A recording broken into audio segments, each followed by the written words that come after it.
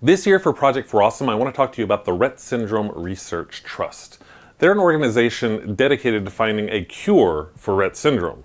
Rett syndrome is a really rare, non-inherited genetic disorder. It affects about 1 in 10,000 girls. Mostly girls are the ones diagnosed with it, although in really rare cases, boys will also be diagnosed with it. Basically, it is a mutation on one of the X chromosomes, causing it to produce a defective protein. And those defective proteins have a massive effect on a little kid. Imagine a young kid who has symptoms of autism, cerebral palsy, Parkinson's disease, and epilepsy, and you start to get the picture, but there's more. Most of these kids are nonverbal, they have trouble using their hands, they have trouble walking, and sometimes even have trouble breathing.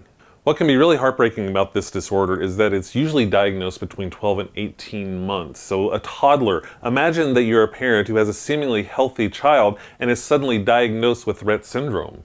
You can go from walking in the park and talking with your child to struggling to help them breathe in a matter of weeks. You have to remember, all of their cognitive abilities are there, their bodies just don't let them express it. And as much as I talk to you about this and try to explain what this disorder is like, I can't do it justice, which is why I want to introduce you really quickly to Maggie. This is Maggie. She's the daughter of some friends of mine, and about 5 years ago, she was diagnosed with Rett syndrome. They started Magnolias Hope as a way to educate more people about Rett and help raise funds for a cure.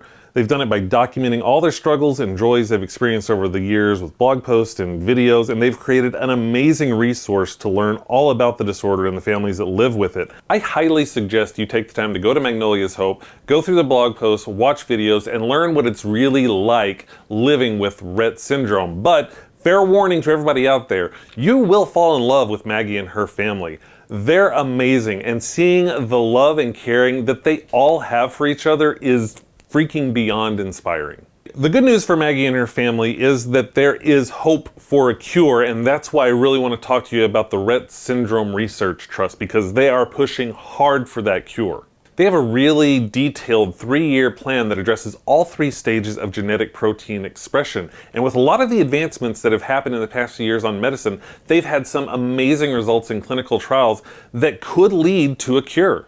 There's a lot more information on the website at the Rett Syndrome Research Trust. I highly recommend you go there and really dig in and learn more about this disorder, but they also really are transparent about where the money goes that they've raised. They show how much is on overhead and how much is going to actual clinical trials, and they'll even show you specific grants that they've awarded to help find a cure. You know where your money is going. You can see it actively working to find a cure for Rett syndrome.